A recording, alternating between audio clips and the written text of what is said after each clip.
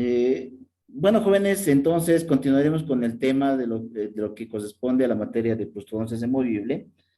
El tema no es muy arduo, el tema solamente son basados en conceptos que debemos conocer nosotros para poder elaborar un aparato protésico que sea ideal y que sea apropiado, ¿no? Para que podamos entregar nosotros el trabajo en la materia de prostodoncia semovible, un aparato protésico que sea funcional también para nuestros pacientes, ¿ya? Eh, bueno, sin más que decirles, empezamos con el tema. El tema de hoy día son los conceptos de oclusión y articulación en prostodoncia semovible. Podemos hablar de manera general son, cuáles son las consideraciones generales de este tema. Por ejemplo, ustedes ya saben las diferentes definiciones. Por ejemplo, cuando hablamos de una articulación, ¿qué es una articulación? Una articulación proviene de la palabra o del latín articulare, que significa unir o enlazar, ¿no? Por lo tanto, la definición de una articulación es unir dos partes a través de una tercera que le va a dar los movimientos independientes a ambas partes que haya unido, ¿no? Entonces, hablamos de que una articulación básicamente tiene esa característica. Es un conjunto de elementos que van a unir, por ejemplo, si hablamos en la parte ósea, van a unir los huesos para darles diferentes movimientos de manera independiente a las partes que vaya a unirse, ¿no? Y se va a denominar, a todo ese conjunto se va a denominar articulación. Eh, También podemos hablar de un tipo de articulación en el campo de la odontología, que es la articulación entre la pieza dentaria, el hueso alveolar y el ligamento periodontal. Aunque no crean, la unión entre la pieza dentaria y el hueso alveolar, en la cual en la parte media se encuentra el ligamento periodontal, también es una articulación denominada sinartrosis, ¿no? Tiene esa característica de que tiene cierta movilidad, ustedes saben, la pieza dentaria, cuando realiza los movimientos de masticación especialmente, entonces por el cual se le considera una articulación que se la conoce también, como les decía, como sinartrosis. Otro concepto que debemos conocer nosotros es la oclusión interdentaria. ¿Qué es una oclusión interdentaria? La oclusión interdentaria es simplemente un conjunto de relaciones interoclusales. Hablamos de las superficies oclusales de las piezas dentarias que van a trabajar de manera coordinada, de manera muy relacionada, se podría decir, con la articulación temporomandibular y los músculos de la masticación, ¿no? Una articulación, perdón, una oclusión independiente no es considerada como tal, porque la oclusión interdentaria siempre va a trabajar de manera coordinada con estos dos elementos que son fundamentales en el momento de la oclusión, ¿no? Hablamos de la articulación temporomandibular y también hablamos de la musculatura de la masticación, ¿no? Cuando hablamos que la oclusión interdentaria es la relación o es el conjunto de las relaciones oclusales de contacto mediante el cierre, ¿no? Y la aproximación de las caras oclusales, fundamentalmente de las piezas dentarias que se encuentran en cavidad bucal, ¿no? Ahora bien, ¿qué es oclusión? La palabra oclusión y cierre tienen más o menos la misma definición. Pero cuando nosotros hablamos de oclusión, es un término que se le da a todas las posiciones de cierre del maxilar inferior, ¿no? Entonces estamos hablando que la oclusión se refiere básicamente, cuando nosotros hablamos en odontología de oclusión, hablamos de las diferentes posiciones, de los diferentes movimientos, especialmente de cierre del maxilar inferior en contra del maxilar superior. La palabra oclusión también proviene del latín occludere, que significa cesar, pero en odontología nosotros mantenemos el término de oclusión porque es más apropiado para poder determinar las diferentes posiciones de cierre que tiene el maxilar inferior en relación al maxilar superior, ¿no? También está, cuando hablamos de oclusión, existe una serie de factores, como por ejemplo, va a haber un deslizamiento, va a haber un desplazamiento, va a haber una trayectoria, va a haber una, ¿cómo se dice esto? Va a haber un frote, se podría decir, entre las piezas, entre las vertientes y las cúspides de las piezas dentarias. Como pueden ver, el término oclusión abarca una infinidad de situaciones que llega a la conclusión de dar la palabra, se podría decir, de oclusión, ¿no? Entonces, son una serie de actos que se realizan durante el procedimiento de la masticación. Otro concepto que debemos conocer nosotros es qué es la oclusión céntrica o la oclusión central. Como ustedes saben, la oclusión céntrica o la oclusión central es el mayor número de puntos de contacto de manera simultánea cuando ocluye las piezas dentarias, ¿no? O también existe otra definición acerca de oclusión céntrica que es la máxima intercuspidación. Estamos hablando, a ver, para que podamos entender a qué se refiere con oclusión céntrica. Cuando estemos en la parte clínica, ojalá volvamos, Dios mediante, normalmente al paciente se le pide a ustedes que pongan las prótesis en oclusión céntrica. Eso se refiere a que debe llevar el maxilar inferior en contra del maxilar superior y hacer ocluir, cesar el maxilar y tiene que existir una máxima intercuspidación entre todas las piezas dentarias. Como es un aparato protésico y durante el enfilado lo que se logra o lo que se tiene que lograr es que debe haber una intercuspidación armónica entre todas las piezas dentarias, ¿no? Es una sola posición la oclusión céntrica. Ahora, el otro tipo de oclusión es la oclusión excéntrica. La oclusión excéntrica es la variable, se podría decir, de la oclusión céntrica. La oclusión céntrica es, pues, por ejemplo, la oclusión céntrica protrusiva, la oclusión céntrica retrusiva, la oclusión céntrica de lateralidad derecha, la oclusión céntrica de lateralidad izquierda, la oclusión céntrica de trabajo, ¿no? Esa es una oclusión excéntrica, perdón, estoy equivocando. A ver, repito entonces, la oclusión céntrica es la máxima intercuspidación que va a existir en las piezas dentarias durante el proceso de cierre de la cavidad bucal.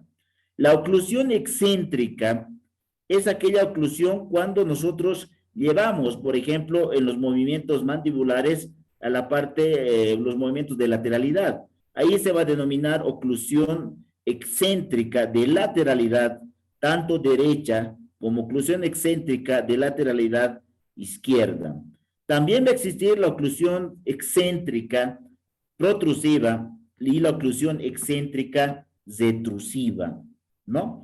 Entonces, cuando ya ustedes ya saben que es muy importante ese procedimiento en el cual cuando se instala el aparato protésico, especialmente hablamos de las prótesis totales, es que cuando el paciente lleva o cierra la cavidad bucal con los aparatos protésicos dentro de la cavidad bucal, siempre debe llegar a una oclusión céntrica, ¿no? Para que exista de manera correcta posteriormente los otros movimientos que son las oclusiones excéntricas de lateralidad, de protrusivas, retrusiva y la oclusión excéntrica de trabajo, ¿no? Existen también otros tipos de oclusión, por ejemplo, la oclusión sin esfuerzo. ¿Cuándo se produce este tipo de oclusión denominado sin esfuerzo? Así como su nombre lo dice, este tipo de oclusión se produce cuando existe un cierre suave de la cavidad bucal, ¿no? Se denomina oclusión sin esfuerzo. La oclusión con esfuerzo es aquella que se va a producir cuando va a existir una contractura de los músculos masticadores, cuando existe una contracción, se podría decir, no exagerada, sino una contracción ya notoria en los músculos, especialmente de masticación, ¿no? a esa se va a denominar oclusión con esfuerzo. Ahora, ¿a qué se denomina la oclusión balanceada? La oclusión balanceada no es más que una oclusión simultánea del mayor número de piezas dentarias, ¿no? Es necesario, hablamos en este momento de oclusión balanceada, diciendo que existe o que va a ser una oclusión simultánea del mayor número de piezas dentarias, esto hablando en las piezas naturales. La oclusión balanceada también es muy importante que exista en el aparato protésico, porque cuando existe una oclusión balanceada en el aparato protésico, estamos hablando en las prótesis, va a producir o va a dar mayor facilidad a los movimientos de lateralidad y de protrusión del aparato protésico. ¿Y eso en qué ayuda? ¿En qué ayuda que tengamos una oclusión balanceada en un aparato protésico? Ayuda de que, como les decía, nos va a facilitar el movimiento de lateralidad y de protrusión con el aparato protésico y eso nos va a dar lugar a una mayor detención de la prótesis en cavidad bucal. Pero cuando no existe una oclusión balanceada, o estamos hablando de una oclusión simultánea del mayor número de piezas dentarias, pues no existe la estabilidad ni la detención del aparato protésico. Para que se den cuenta que en el momento del enfilado igualmente del aparato protésico, es muy importante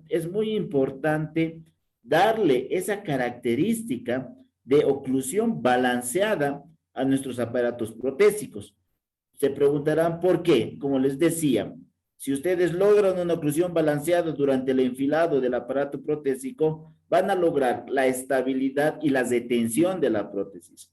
¿Cómo se pueden dar cuenta que tienen una oclusión balanceada apropiada en el aparato protésico? Sencillo. Ustedes le llevan o le piden al paciente que haga el movimiento de protrusión, o sea, que lleve el maxilar inferior y que pueda incluso llegar a contactar el borde incisal de las piezas superiores con el borde incisal de las piezas inferiores. Y si la prótesis no se desestabiliza, tiene buena oclusión balanceada, ¿no? Lo mismo sucede si le piden al paciente que mueva el maxilar inferior produciendo los movimientos de lateralidad. Y si la prótesis no se mueve, también tiene una buena oclusión balanceada.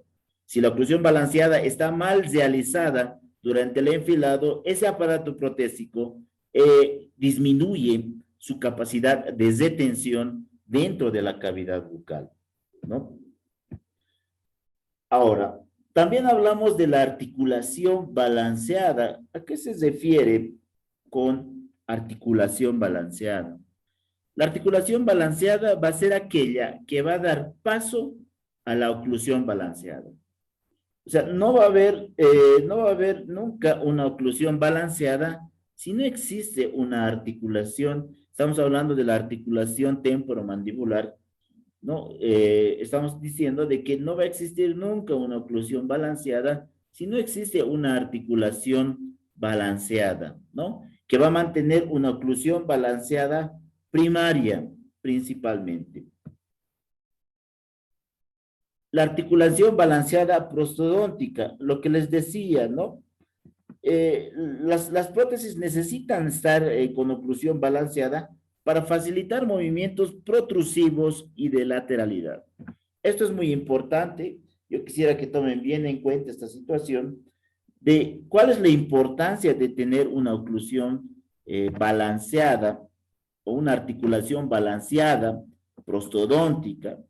Es muy importante porque si es que no tenemos una articulación y una oclusión balanceada en el aparato protésico, el efecto negativo colateral es que la prótesis pierde su estabilidad, pierde su retención y si se trata de prótesis parciales, pues van a ir a afectar a los pilares y a los retenedores que van a ir a conformar parte del aparato protésico parcial, ¿no?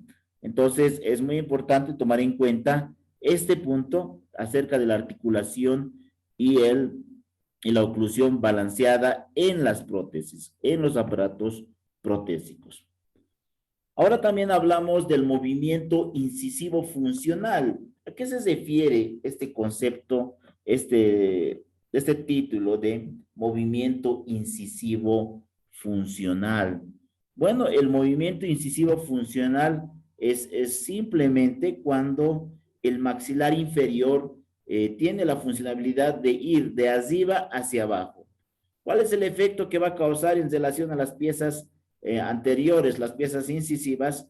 Es que durante el procedimiento en el cual baja el maxilar inferior, va a provocar que el borde incisal de las piezas inferiores, estamos hablando de los incisivos, ¿no? El borde incisal de las piezas inferiores va a ir a frotar la cara palatina de las piezas incisivas superiores hasta lograr que llegue a eh, relacionarse o chocarse, podría decir, entre el borde incisal de los incisivos superiores con el borde incisal de los incisivos inferiores.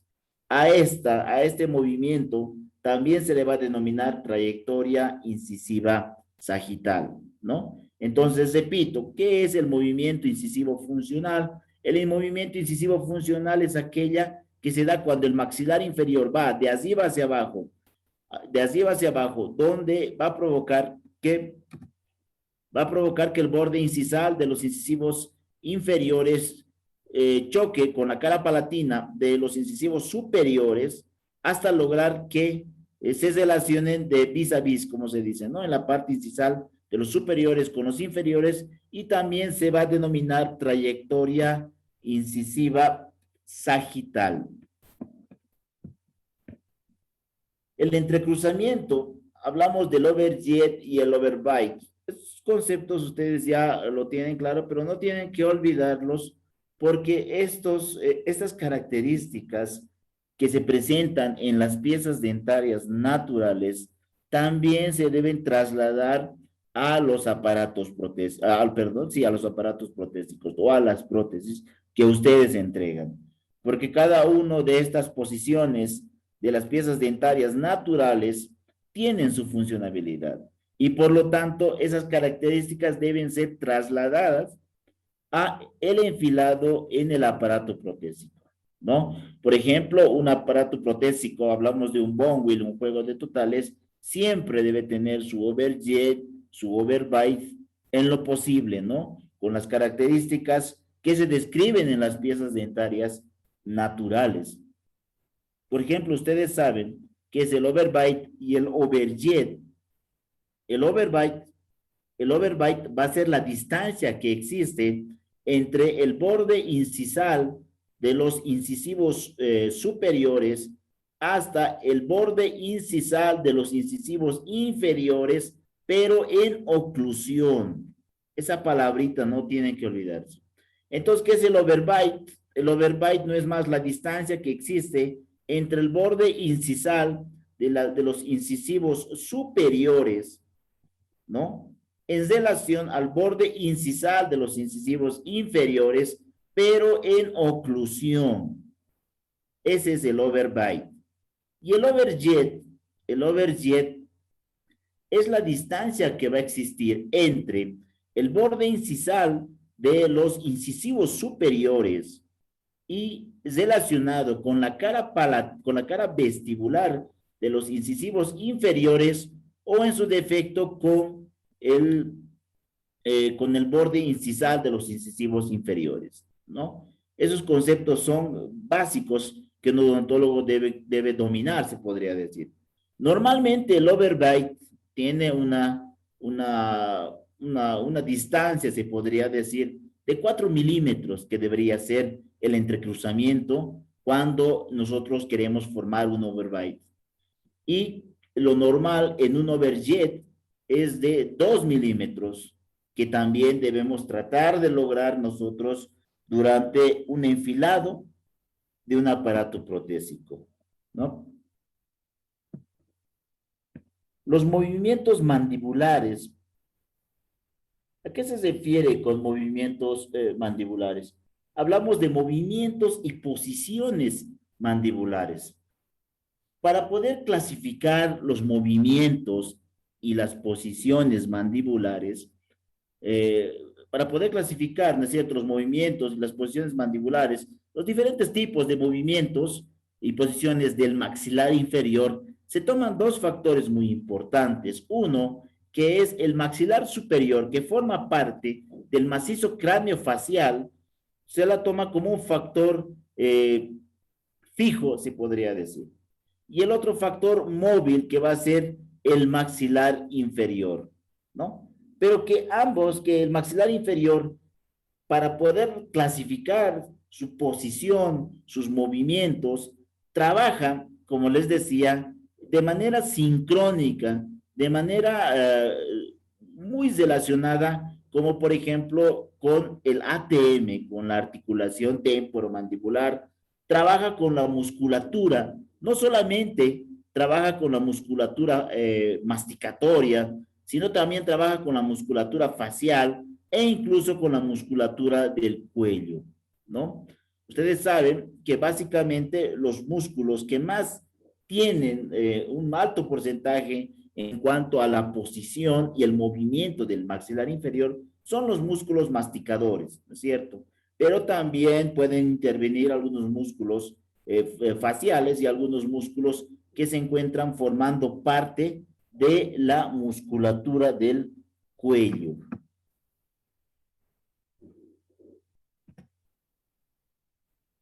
Ahora, cuando hablamos de movimientos y posiciones mandibulares, no es que los movimientos y estas posiciones son ilimitados, o sea, podemos realizar 20.000 movimientos, 20.000 posiciones, no. Los límites y existen límites para los movimientos y las posiciones mandibulares, que son de tres tipos. Los movimientos y posiciones habituales, los movimientos y posiciones forzados, ¿ya? Y los movimientos y posiciones extremas. ¿Cuáles son los movimientos y posiciones habituales? Estamos hablando del maxilar inferior.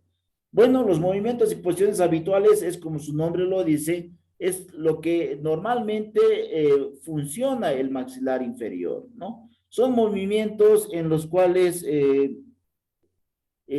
los realiza con mayor frecuencia el maxilar inferior, ¿no?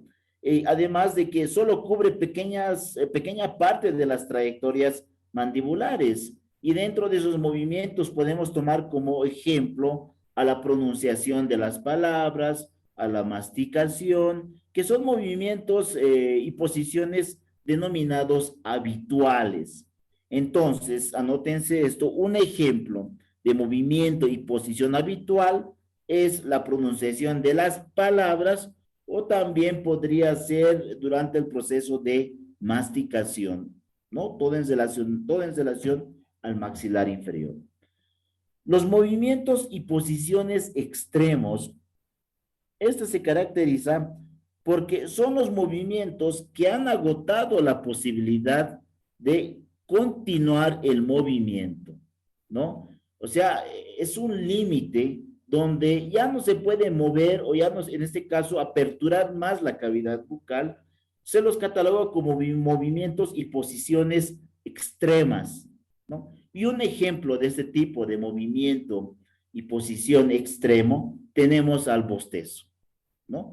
Ustedes saben que cuando uno bosteza, tiene un límite el bostezo, esto en relación a que ya se ha agotado la posibilidad de continuar con ese movimiento, no somos como, por ejemplo, las víboras que se imaginan que cuando una víbora bostece se puede llevar el maxilar hasta donde ustedes se imaginan, pero no, nosotros como seres humanos tenemos unos movimientos y posiciones extremos, pero que tienen una limitación. Y ese límite está marcado por la imposibilidad de continuar con el movimiento, ¿no? Con un movimiento determinado. Dentro de esta clasificación tenemos al bostezo principalmente. También tenemos otro tipo de movimientos que son los movimientos denominados forzados. Estos movimientos forzados se producen por contracciones violentas de los músculos, ¿no? Estamos hablando de una contracción muy fuerte de los músculos en este caso de los músculos masticadores, que van prolongando los movimientos libres habituales, ¿no? Y dentro de este ejemplo de movimientos forzados, se da en el momento de morder una fruta que sea voluminosa, como por ejemplo el morder una manzana, nos da un movimiento de tipo forzado con una contracción de tipo violenta, hablando de las contracciones de los músculos masticadores, ¿no? Los movimientos de apertura y cierre, a los movimientos de abrir y cerrar la cavidad bucal, son movimientos fundamentales dentro de toda la funcionabilidad de la cavidad bucal, se podría decir. De estos movimientos de apertura y cierre de la cavidad bucal, es muy importante encontrar el eje de rotación del maxilar inferior, y que normalmente este eje de rotación se encuentra donde en la parte media de la rama ascendente del maxilar inferior, a la altura del agujero dentario inferior o a la altura de la espina de Spick, ¿no? Y para terminar, hablamos del triángulo de Bonwell.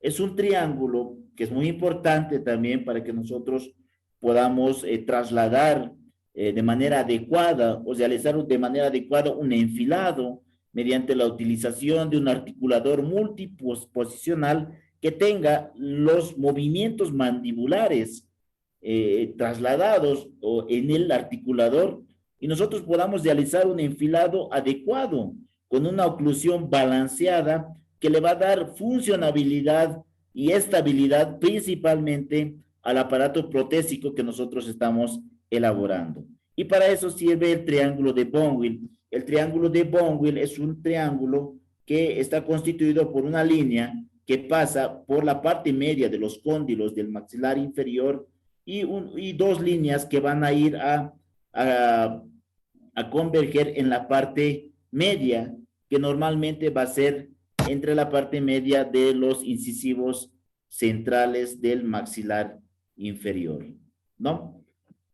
Bueno, entonces, jóvenes, hasta ahí el tema de los conceptos que debemos conocer nosotros en el campo de la prostodoncia removible, chicos. Bueno, jóvenes, que tengan muy buenas tardes. Se cuidan mucho. Con esto me despido, chicos. Hasta luego. Gracias, doctor. Hasta luego. Se cuidan. Hasta luego. Chao, Hasta chao. luego, doctor.